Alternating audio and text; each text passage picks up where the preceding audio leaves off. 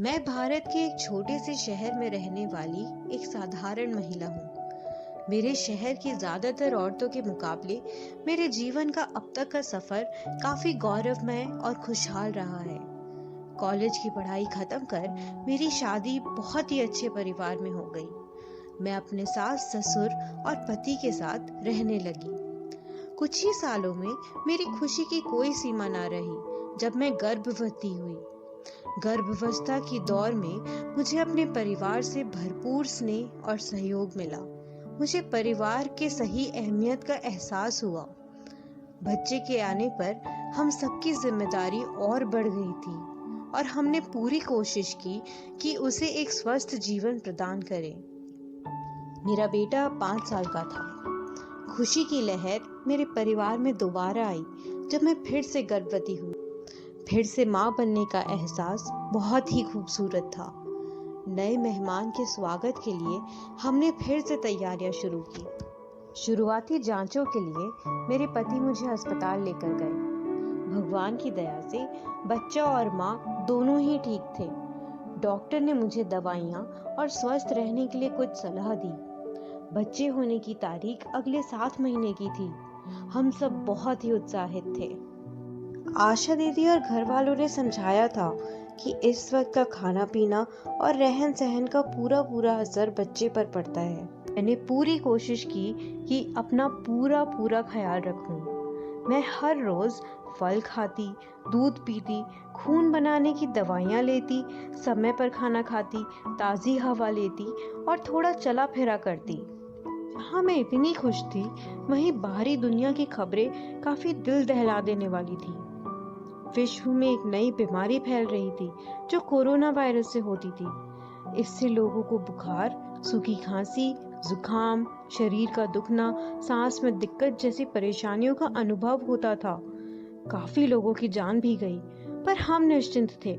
हमारे शहर में ऐसा कुछ थोड़ी ना था।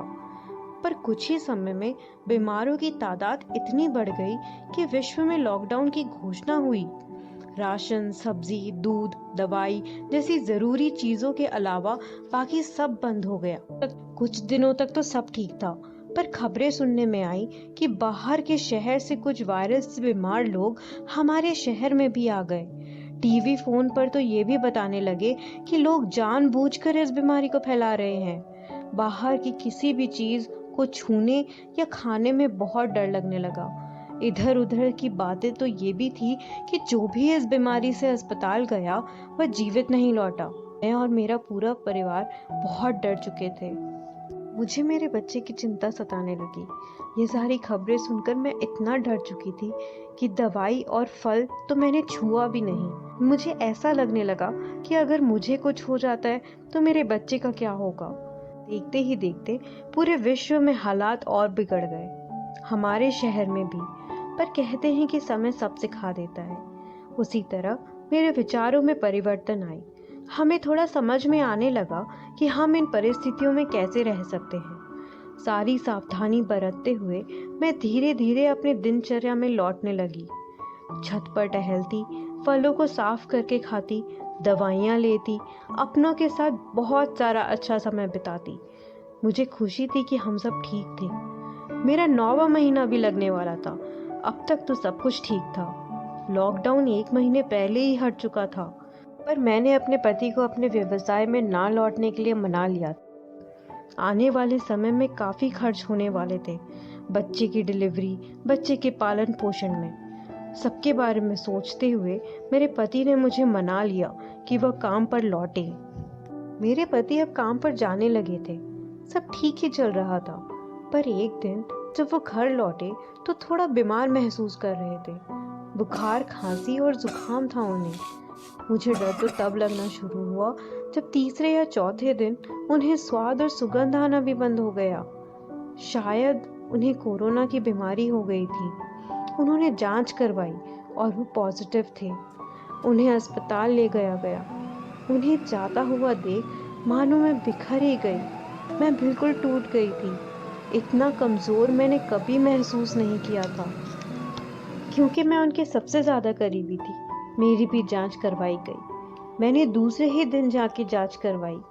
जांच करवाकर मैं घर लौटी ही थी कि मुझे कमर में हल्का हल्का दर्द शुरू हुआ। शाम तक दर्द और बढ़ गया। मैंने कभी नहीं सोचा था कि मेरी जिंदगी का इतना खास दिन इस तरीके का होगा। मैं बहुत दुखी थी, बेचैन महसूस कर रही थी, कमजोर महसूस कर रही थी, बहुत घबराई हुई थी मैं। जहाँ एक तरफ मुझे मेरे पति की चिंता थी, वहीं दूसरी ओर ये ख्याल था कि अगर मेरी भी जांच पॉजिटिव हुई तो मेरे बच्चे का क्या होगा।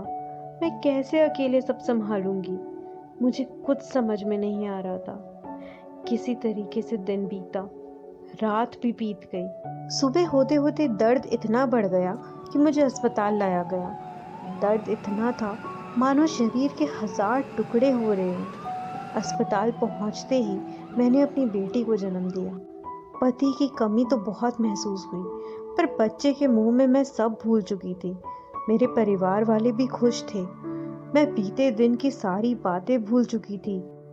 दोपहर तक वो भी पल आ गया जिसने मेरे लिए सब बदल दिया। मेरी जांच भी पॉजिटिव थी।